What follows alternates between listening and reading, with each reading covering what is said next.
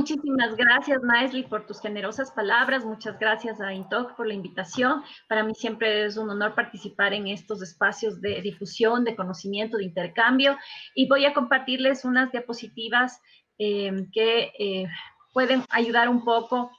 a este espacio. Era todo un reto trabajar con estos tres temas, que era derecho, y datos en la nueva era digital, porque cada uno de ellos por sí solo nos vale para una discusión larga en un entorno. Y yo lo que he tratado de hacer es construir un hilo conductor que nos permita generar una conciencia de hacia dónde vamos. Y efectivamente creo que la discusión de si el derecho informático es una ciencia o una rama del derecho que ya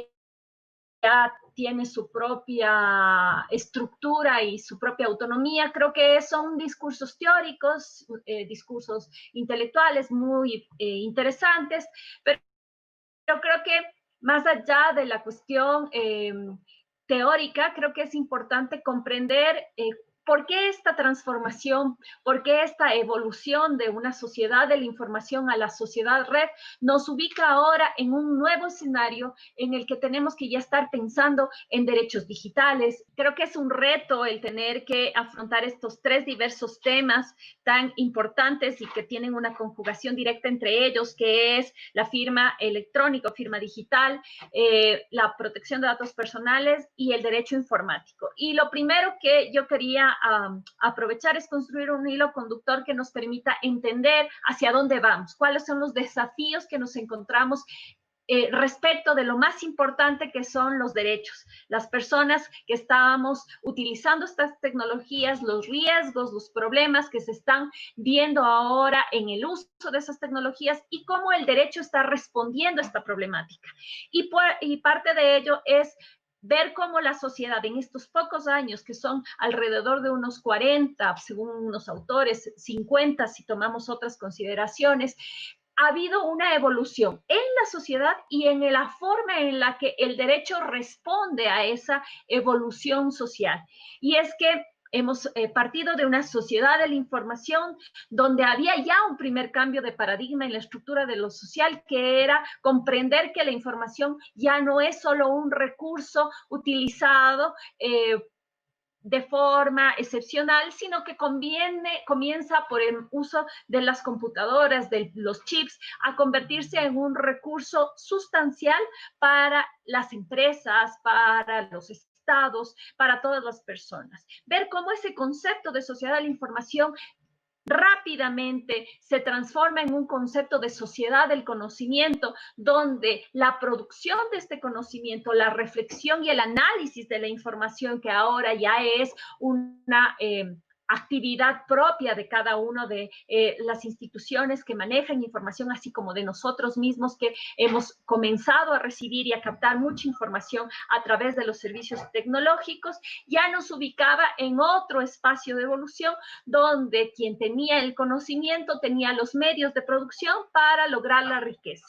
A lo que actualmente ya vivimos, que es la sociedad red, una sociedad altamente conectada, con redes digitales en todos los lugares del mundo, con microcomponentes que nos hacen pensar incluso en tecnologías como Internet de las Cosas, como redes 5G, es decir, en una serie de elementos que ahora nos mantienen en línea todo el tiempo y que además hace una exponenciación de la recolección de información, una exponenciación del los daños que pueden ocurrir cuando esa información no es usada de forma adecuada y cómo los individuos somos el centro de este sistema, de esta nueva generación de riqueza en la que los datos de cada uno de nosotros, analizados, procesados por quienes tienen las habilidades para captar ese valor de los datos, puede ser utilizada como unas nuevas formas de coloniaje. Aquellos países que tienen todos estos elementos a nivel cultural, a nivel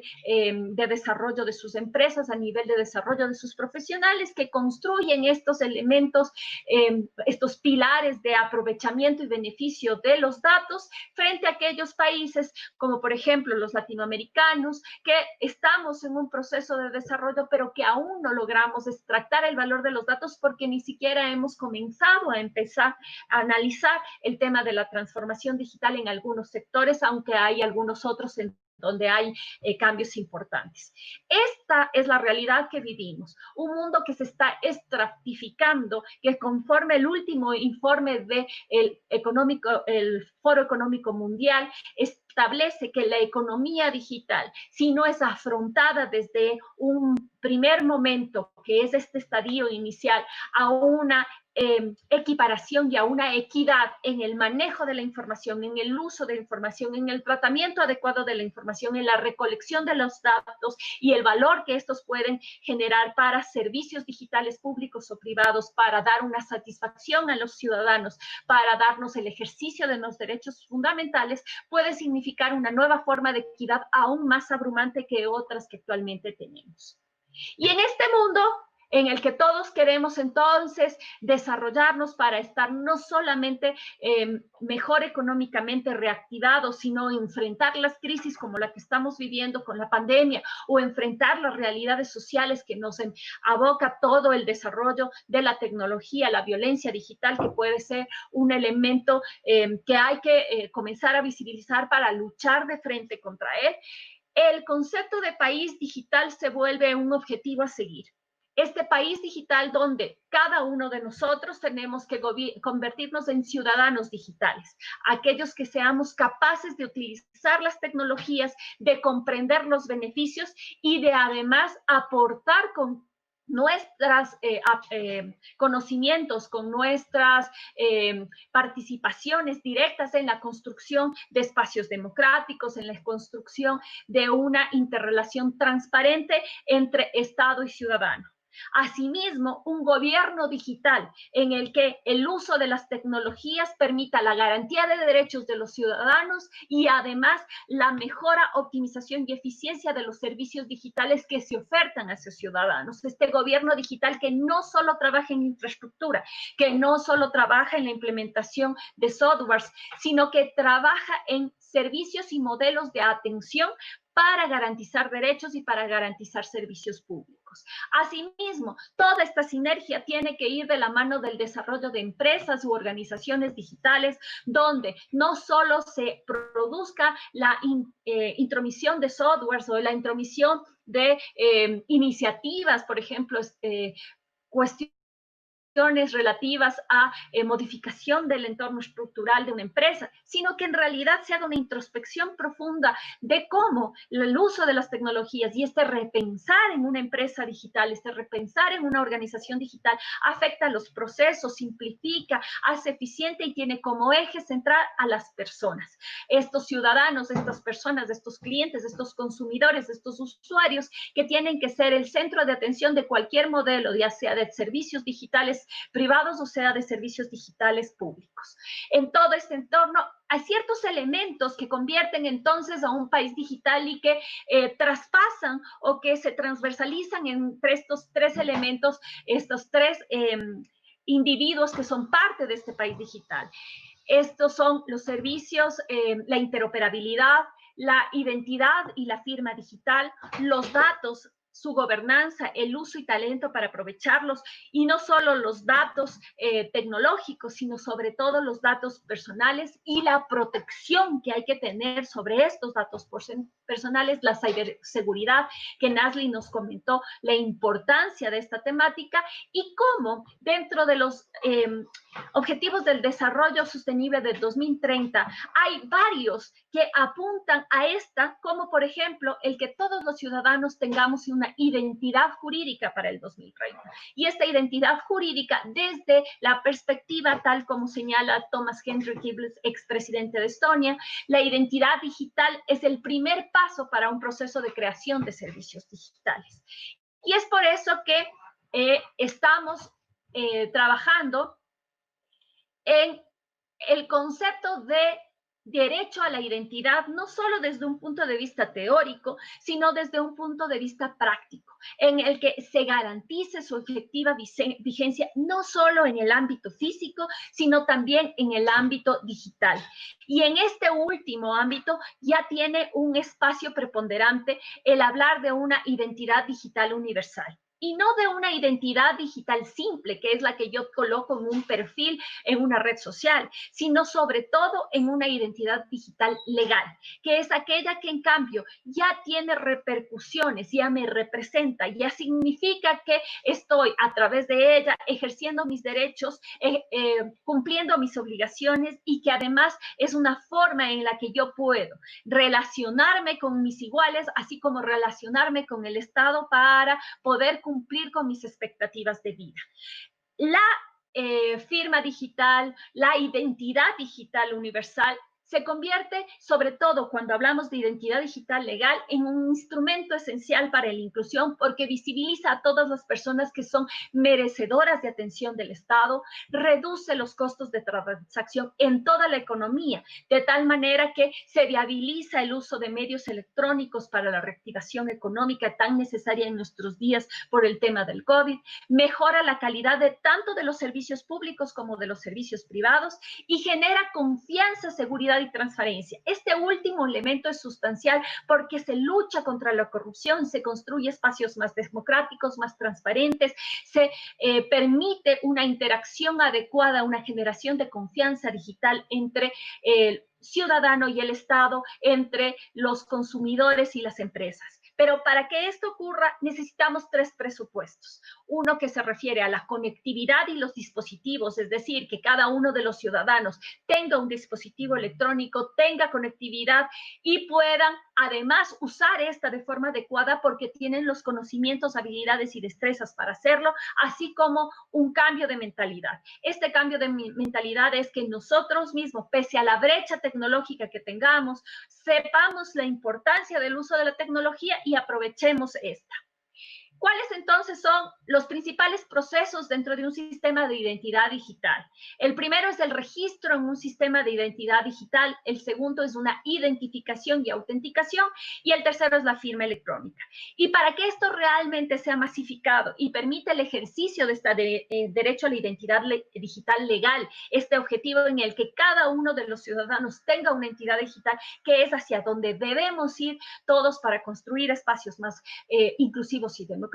es el registro en el sistema. Y esto ya se hace normalmente con un enrolamiento, pero este enrolamiento, para que funcione con este concepto de país digital, debe ir de la mano del registro civil como el espacio en que países como el nuestro, países latinoamericanos, mantienen estos mecanismos para hacer esta identificación inicial. Hay otros modelos distribuidos en donde no hay un registro de nacimiento solamente, sino hay que registros de conducción, registros de marca, registros de mercantiles. Sin embargo, en modelos latinoamericanos y un modelo español, el eje central se basa en el sistema registral civil, desde el cual pueden hacer la primera forma de enrolamiento asociada directamente a la confirmación de una credencial digital que, por ejemplo, en España funciona con el DNI electrónico. Esto además genera un usuario dentro del sistema que ha sido enrolado de forma presencial o en línea, a la que se le acredita una credencial digital que tiene ya un paso de confirmación físico, un primer contacto que garantiza esta identidad. Para que garantizada esta identidad se produzca el segundo elemento, que es la identificación y autenticación, mediante la cual, a través de una credencial físico digital o mediante la autenticación, se verifique la persona que dice ser y tenga acceso, en cambio, a cualquier sistema, cualquier plataforma donde pueda hacer efectivo un ciudadano su derecho, su servicio. Y finalmente, la firma electrónica, que es un mecanismo informático que permite demostrar ya no solo esta identificación o autenticidad inicial, sino además la integridad de un documento y el mensaje de datos, la confidencialidad y además, lo más importante, porque esto tiene revestimiento jurídico, la expresión de una manifestación de voluntad en un documento. Y esa manifestación de voluntad significa la asignación de responsabilidades, de obligaciones de parte de los intervinientes. Un breve barrido de lo que es la firma electrónica a nivel general es, tal como señaló Nazli en su intervención, la diferencia entre firma electrónica simple, firma electrónica avanzada y firma electrónica cualificada o digital. Y la hemos puesto en estos tres nombres diferenciándolos porque tradicionalmente se confunden los conceptos entre unos y otros cuando son tres modelos distintos. La firma electrónica simple es cualquier sonido, símbolo o proceso electrónico que permita al receptor de un documento identificarme al menos formalmente a su autor. Y, por ejemplo, tenemos en este sector un simple correo electrónico. No equivale a manuscrita, firma manuscrita, porque no genera un nivel de confianza y es el receptor el que asume el riesgo de la identidad. Y, por lo tanto, se asimila dentro del plano jurídico a un sistema de sana crítica en el que el juez tendrá que verificar si efectivamente ese correo electrónico donde acepta o no acepta determinada obligación es o no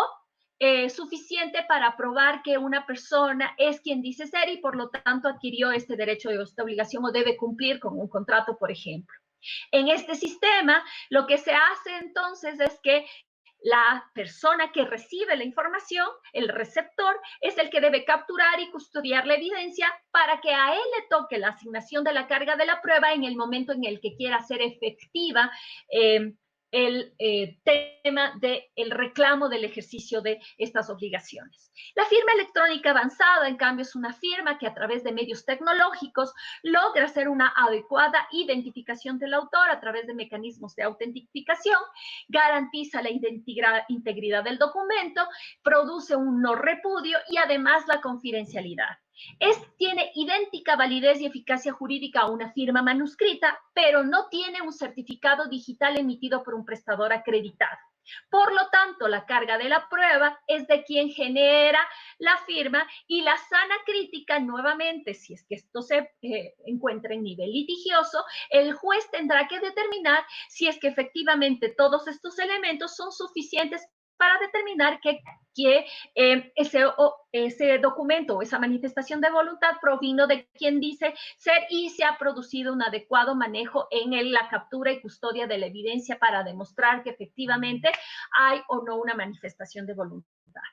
Mientras tanto, la firma electrónica cualificada o firma digital, dependiendo la legislación en donde se encuentre, por ejemplo, en el Ecuador se llama firma electrónica, esta última,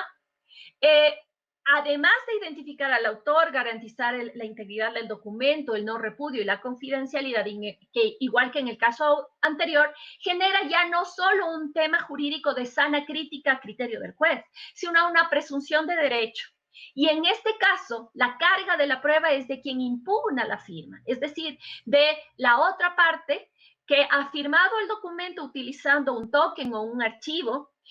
usando una firma electrónica con un certificado digital emitido por una autoridad certificadora a través de tecnología PKI encriptada y además con algoritmos de hash, por ejemplo,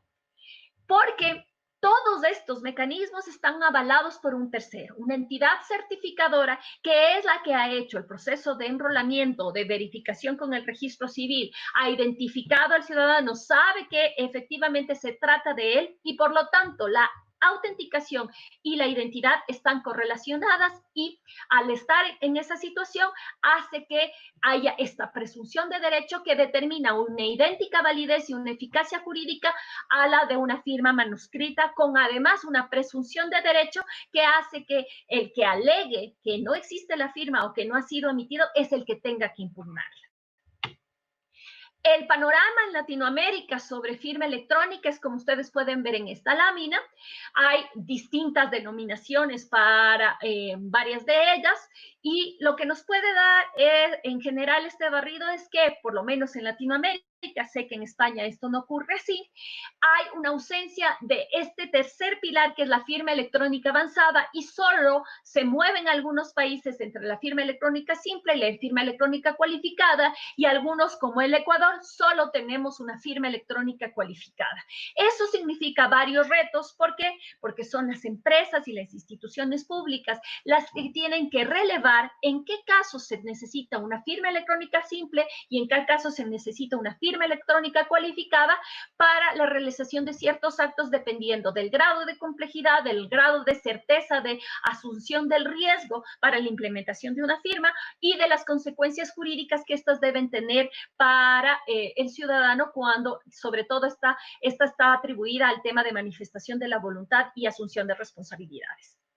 Entonces, si vamos a una estrategia para la implementación de la universalización de una firma digital o firma electrónica, hay que hacer este análisis de validez jurídica, de efectos probatorios, de efectos nocivos del fraude. ¿Para qué? Para que los ciudadanos puedan usar DNI electrónico con firma incluida, que es el modelo español, portales ciudadanos de acceso a servicios digitales. En el Ecuador, por ejemplo, tenemos gov.es, que necesita para ciertos actos de una firma electrónica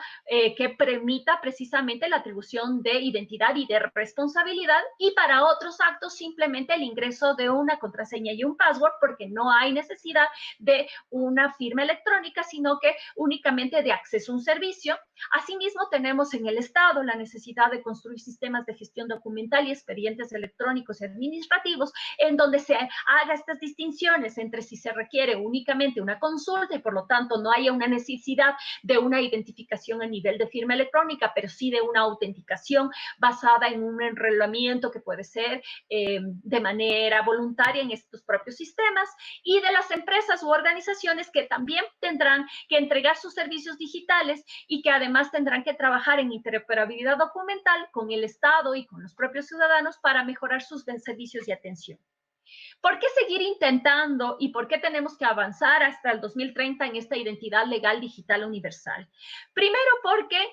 reduce la cantidad de veces que es necesaria ir a una oficina pública. Y en el caso del distanciamiento social, ahora esto se ha vuelto una prioridad, porque esta reducción potencial de ir a una oficina pública está directamente relacionada con el no contagio del COVID y la posibilidad de mantener este distanciamiento. Además, reduce los costos al ciudadano porque el no trasladarse y el no perder tiempo realizando estos trámites y poderlos hacer en otros horarios, incluso durante la noche o en sus tiempos libres, también significa una reducción económica dentro de sus presupuestos. Lo mismo para el Estado, que ve reducidos ciertos costos de atención que puede, en cambio, redireccionarlos a mejorar la atención a los servicios en línea. Un ejemplo paradigmático es Estonia, que estima que tan solo a través del uso de firma digital, en vez de firma física, ha ahorrado en tiempo la cantidad equivalente a 2 puntos porcentuales de su PIB. Asimismo, el Ecuador, por ejemplo, determina que por el concepto de no impresión de documentos al implementar este tipo de tecnología se ha podido ahorrar desde el 2017 $5 millones, lo que significa en términos de impacto ambiental 1.378 árboles. Tenemos entonces, además, que mientras más vaya pasando el tiempo y mientras esta sociedad de red se vaya consolidando, más vamos a tener la necesidad de construir estos espacios digitales, porque tenemos que atender a ciudadanos mejor informados, más conscientes de sus derechos, más participativos y por ende más exigentes. Por lo tanto, los datos personales que se recopilan tanto para el sistema de identificación como para el sistema de autenticación, como para el sistema de firma electrónica, son importantes porque son necesarios para el cumplimiento de los contratos de prestación de servicios. Pero adicional a eso, también se van a necesitar recopilar datos personales para el servicio digital o público privado que se está ofertando, donde se van a utilizar estos métodos de identificación, estos métodos de autenticación o estos métodos de firma electrónica. Por eso es importante que se recoja aquellos datos que me identifican y me hacen identificable, propios de la emisión de los certificados electrónicos o de la firma electrónica, propios de los procesos administrativos para atención a los servicios y atención de cobro en el caso de que se lo requiera. Y también que se preste especial atención a los repositorios públicos de la consulta de vigencia de los certificados digitales, sobre todo asociados a firma electrónica. En consecuencia, este concepto de los datos personales, que es tan importante porque traspasa el ámbito de lo técnico para convertirse en un derecho fundamental consagrado en el Ecuador y consagrado a través de desarrollo jurisprudencial en España y además reconocido en Europa como un derecho fundamental autónomo por reconocimiento constitucional del tribunal, nos demuestra la necesidad de que estos datos personales se encuentren protegidos a manera de si se tratara de las personas mismas, para que tanto servicios digitales públicos o privados, tanto servicios otorgados por estas entidades prestadoras de servicios de autenticación de firmas y de emisión de certificados electrónicos, sepan que no están tratando con datos que no tienen importancia o que con datos que no afectan, sino que crean conciencia de que en realidad al tratar datos personales están tratando a la persona misma. Y es por eso que el cambio de paradigma o el cambio ya no es un tema únicamente de seguridad, sino del concepto de protección. Y dentro de ese concepto de protección, la seguridad es uno de los elementos o principios aplicables sin duda, pero es uno más. ¿Por qué? Porque estos obligados, responsables de tratamiento, prestadores de servicios de confianza, como se los denomina en España, entidades certificadoras de firma electrónica, como se denominan en Latinoamérica, así como autoridades certificadoras, así como las entidades públicas o privadas que ofertan servicios digitales, deberán cumplir con principios como el de juridicidad, lealtad y transparencia, el de legitimidad, proporcionalidad, finalidad, pertinencia y minimización, consentimiento, confidencialidad, calidad, conservación, responsabilidad proactiva y demostrada e independencia de la autoridad de control. Estos principios están recogidos del Reglamento General de Protección de Datos Personales y además también son parte importante de las distintas leyes que Latinoamérica y la propia España también tienen respecto del manejo adecuado de los datos personales para garantizar el derecho a la protección de los datos personales. Como les he contado en anteriores ocasiones, el derecho en el Ecuador existe a nivel constitucional. Lamentablemente no tenemos una ley de protección de datos personales, aunque ahora la Asamblea la está tramitando y esperamos hasta fin de mes de julio tener el primer informe para el primer debate, para que en el menor tiempo posible ya podamos contar con una ley que nos dé todo este marco normativo que garantiza la aplicación favorable al titular de la protección de su información. Y en general, el dar estas herramientas nos ayuda a los prestadores de servicios, a las entidades públicas y a las entidades privadas a tener un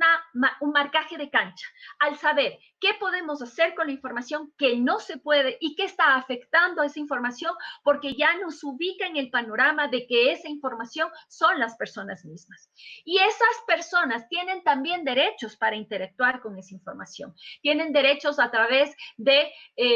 los derechos que son parte inherente del derecho a la protección de datos personales, que en España se denominan derechos ARCO y en América Latina tienen las mismas denominaciones, pero que en general con el reglamento europeo hacen alusión al derecho de acceso, al derecho de rectificación, al derecho de eliminación, al derecho de oposición. En el caso ecuatoriano, nosotros en nuestro habeas data a nivel constitucional incluso tenemos un derecho que no hay en otros hemisferios, que es el de anulación, el de portabilidad, que es de reconocimiento del reglamento europeo, el de limitación del tratamiento, el no ser objeto de decisiones basadas únicamente en valoraciones automatizadas, el de consulta y el de educación digital. Estos derechos se vuelven entonces primordiales porque ponen de manifiesto una nueva concepción que está apareciendo en esta última temporada, que es la distinción de que el derecho de las nuevas tecnologías, el derecho digital, debe tener su propia forma de entrada o de análisis desde la perspectiva de derechos que garanticen una vigencia digital, así como de principios propios que permitan la efectiva vigencia de estos derechos. ¿Hacia dónde vamos y cuáles son los desafíos? Primero, los desafíos a nivel práctico para países, para empresas, para el Estado, para la ciudadanía, es que debe haber una variedad de esquemas de identidad legal física que permitan la aplicación de una identidad digital universalizada hasta el 2030. Un reto muy importante es la privacidad y la protección de los datos personales, el cumplimiento de todos estos principios, de todos estos derechos, para que se pueda realmente ser útil a la ciudadanía y reducir los riesgos del manejo de la información. Esquemas de gobernanza de datos, que se trabaje mucho en la calidad del dato, en la organización, en los sistemas de gobernanza de quiénes son los atribuidos, quiénes pueden consultar, cómo se puede consultar la información, con qué criterios, porque todo eso permite un buen uso de la información, una recopilación valiosa que permita extractar beneficios y permitirnos además ser parte de esta economía digital que aporte, reactive a economías y que además nos permita mantener una equidad en el uso de la información y en esta nueva generación de riqueza, una actualización constante de la normativa y de la tecnología, una sostenibilidad, es decir, una colaboración del sector público y el privado para mantener esta transformación digital y hacerla útil y eficiente, y la necesidad o no de incluir biometría en los sistemas de identificación, la dificultad de que significan sistemas costosos frente a posibles fraudes, y más bien la reducción de esos costos y la conciencia, así como dijo Nazli, de las empresas, de que no solo es por la protección de un activo económico, sino porque los datos personales en realidad lo que estoy protegiendo es a las personas mismas. Y además disminuir la complejidad de los riesgos asociados a los errores de verificación. Hasta ahí, muchísimas gracias por la oportunidad. Dinardap. Trabajamos por sus datos.